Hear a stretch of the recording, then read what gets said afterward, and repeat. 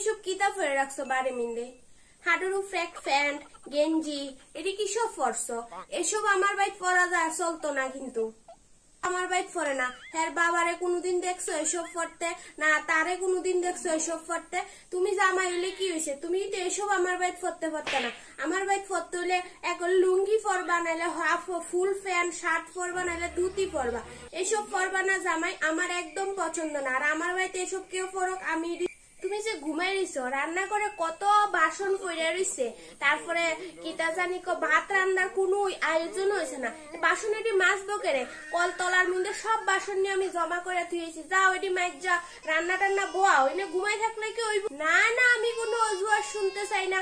যাও কলতলা যাও, যাই বাসন টাসন মাজো, মাইক যা, এরপর রান্না সাফাও। সবাই খাইবো না নি? কই থেকে আইলা জামাই তুমি?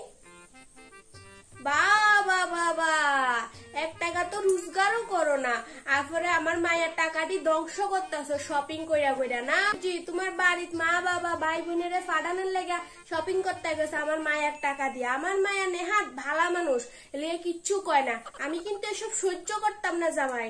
জামাই আমার বাড়ি থাকতে হইলে আমার মতন করে থাকতে লাগবো, আমি যেমনে ঘুমো এমনে থাকতে লাগবো। আমার মায়াটা ভালা মানুষ, আমার মায়াটার মাথাটা চাইবাইয়া খাইতাছো।